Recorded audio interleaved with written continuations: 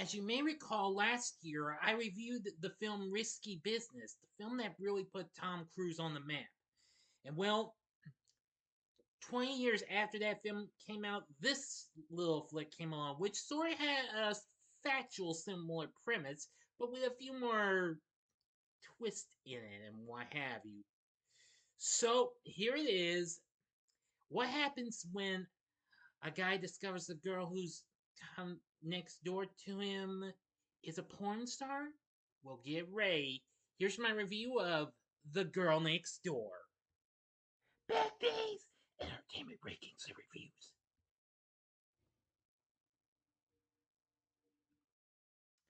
So, greetings, my fellow YouTubers, and welcome to Big D's Entertainment Rankings and Reviews. My name is Dual, better known to as the Big D, and this time around I bring to you a review of the 2004 rom-com The Girl Next Door, released by Fox for Regency Enterprises, directed by Luke Greenfield. The film follows a high school senior who falls in love for the first time with the girl next door, but finds the situation becoming complicated after he learns that she is a former pornographic actress. The film stars Emile Hirsch along with Elisha Cuthbert as the titular character, Timothy Olyphant, James Remar, Chris Marquette, and Paul Dano. Yes, long before he even made it with the Batman as the Riddler and Dumb Money, plus several others. While his film received a low theatrical attendance at the time and received mixed reviews, it has become a cult film. The film was released this day 20 years ago. It was released on April 9th, 2004. Henceforth, today is the 20th anniversary of this film. So let's get into our story. Ambitious no, ambitious. These words make sense. Ambitious high school senior Matthew Kidman has been accepted to Georgetown University, but cannot afford the tuition. As class president, he has raised $25,000 in order to bring a brilliant Cambodian student, Sam Nang, to study in the U.S., but otherwise has found little else memorable about his high school appearance. His friends, perverted film student Eli, and shy and awkward Klitz, that's spelled with a K, rebuff his displeasure with their lack of risky behavior. His life suddenly changes when a young woman named Danielle moves in next door. When Matthew witnesses her undressing, she sees him and storms over, introducing herself to his parents. They suggest that that he show Danielle around the town.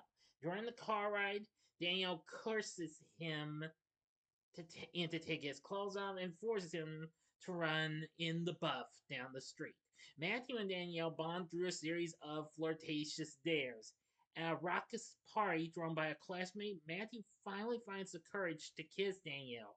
The following day, Matthew's reverie is shattered when Eli informs him that Danielle is a former adult film actress. On Eli's advice, Matthew takes Danielle to a motel and treats her coolly. Danielle, insulted, abruptly ends their relationship. Matthew attempts to apologize, but Danielle decides to return to the adult industry. So Matthew and his friends go to an adult film convention in Las Vegas where Kelly, an adult film producer and Danielle's ex-boyfriend, menacingly warn Matthew not to interfere with his business. Matthew ignores him, convincing Danielle to leave her past behind. Days later, an enraged Kelly abducts Matthew from school and physically assaults him, saying that he cost him $30,000. Kelly offers to let Matthew erase his debt by stealing an award from his former partner, Hugo Posh. Once Matthew enters the house, Kelly calls the police and leaves. Matthew narrowly escapes and rushes to an important scholarship award dinner. High on ecstasy that Kelly tricked him into taking, he improvises a sentimental speech. Although he endears himself to Danielle, he does not win the scholarship. Now I'm going to the final act and the ending. As always, you know the procedure. You have 5 seconds to stop this video. Go to the description box below and fast forward to the time below. Yeah, I'm going to give you the whole flick and what have you, since even though it didn't do that great. But if you've seen the movie already, please continue.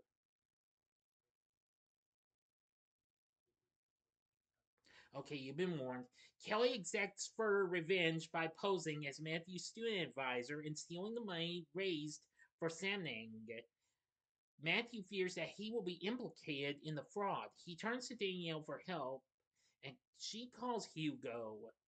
They agree to make a pornographic film on prom night with Danielle's former colleagues and Matthew's classmates as actors. Eli directs the production, and when no one is able to perform an important scene, Klitz finds the confidence to undertake it.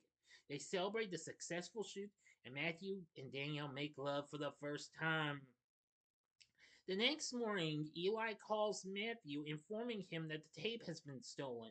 Matthew enters his house to find Kelly in possession of the tape and talking with his parents and principal. Kelly demands Matthew's half of the eventual profits. When Matthew refuses, Kelly plays the tape for the group, who are surprised to find that Matthew and his friends have made a modern sexual education film. Yep, incredible, huh? So Hugo, Posh, and Matthew make millions, and Posh pays for Samning's trip. Eli becomes a successful filmmaker. Klitz attends college and is pleased to learn that his classmates revel at his scene in the film. And Matthew attends Georgetown, bringing Danielle with him in the story. So, what did I think of The Girl Next Door? Well, I gotta say, I did have its unrated con DVD, but I gave it away. But I have revisited this film through streaming a few times, like more recently. Anyway, this film is a guilty pleasure of mine. I absolutely loved this film. This was so DAM, as in my initials, good. Well, or should I say, in the town, well, this is channel's original name, which was DAM, Damn Good Entertainment. And don't bother asking what my initials are. If I catch anybody, I'll report you to the YouTube community immediately. You can be sure of that. All right, now where was I? Oh yes, sorry, I apologize for that. But anyway, I thought it was fun. I really had a lot of fun watching this, and I'm gonna say it is just so incredible. The film did factually didn't barely kind of didn't do great. Well, it did make 30 million against its 20 to 25 million dollar budget, and why have you? It made 14 million in the U.S. and 15 million outside. Anyway, the film sits at 56% on Rotten Tomatoes, saying the movie borrows heavily from Risky Business, though Hirsch and Cuthbert are appealing leads. I totally agree. This is something. The Hollywood Reporter called it a sharp, vivacious comedy, and the Washington Post called it an entertaining affair whose wildcard creativity never ceases to surprise. Entertainment Weekly said Risky Business had a great opening act and then descended into contrivances. This genial cardboard knockoff is contrived from the start but gets better as it goes along. Now, Variety gave a mixed review criticizing it for being recycled, comparing it to Risky Business, American Pie, and various Brat Pack romance films from the 80s, and calling the script shamelessly derivative, and describes the lead actors as attractive but bland, but praised the supporting cast, especially the scene-stealing turn Olyphant. Hey, that's understandable. Roger Ebert, unfortunately, was not impressed, describing this film as a nasty piece of business and faulted the studio for marketing the film as a teen comedy. Well, since then, The Girl Next Door has become a cult classic. Anyway, I liked Luke Greenfield's direction. The story isn't too bad and what have you. If you like Risky Business or any other of these other big flicks that came out before this, like American Pie, for example, I think you will feel right at home with The Girl Next Door. I'd say I would recommend you check this out definitely, but I'd say just to play it safe, give it a one-time watch. If you're not satisfied with it, well, it was worth a shot. Anyway, after it was released, well, it was soon. Well, let me start this over. It did get a get released on DVD, which also got released in unrated form. Now, I did like some of the deleted scenes which were alternate and what have you, especially with hearing the commentary from Emile Hirsch and Elisha Cuthbert. You get to hear some pretty good songs in here and what have you.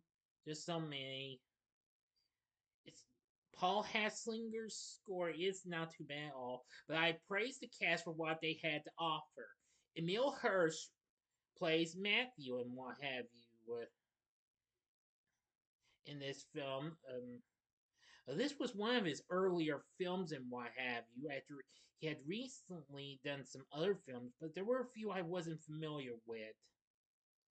He would go on to appear in films like Lords of Dogtown, Alpha Dog, Speed Racer, and several others. This was a film that introduced me to him. Playing Danielle is Elisha Cuthbert, who of course was already well known for her work in playing. Hold on a second.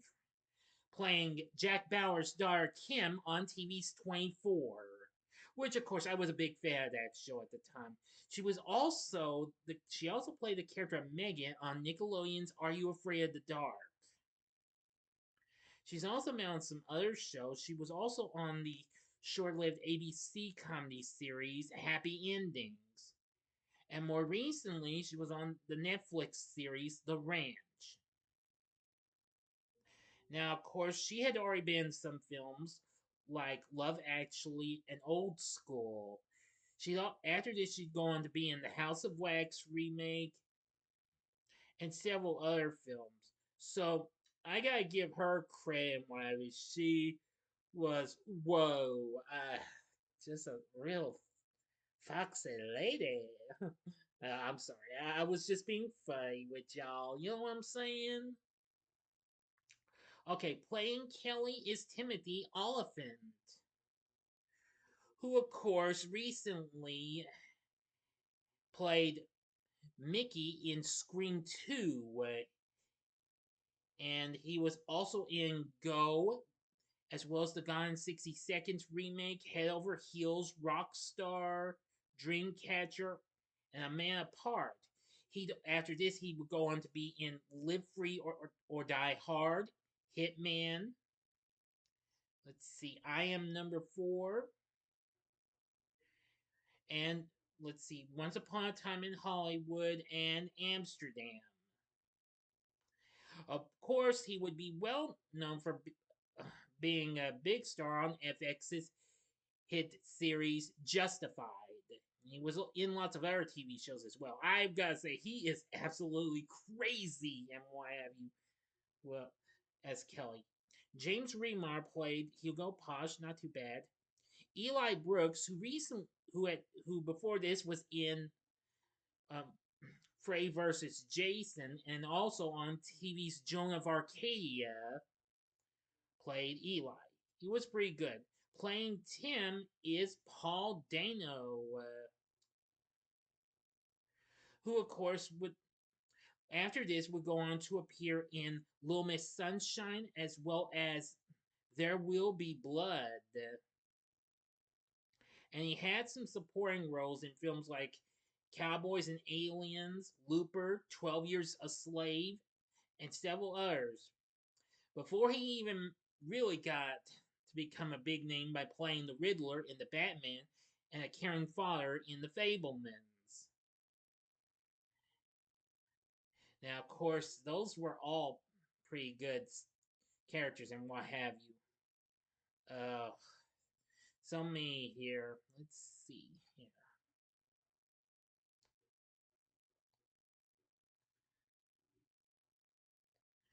Now,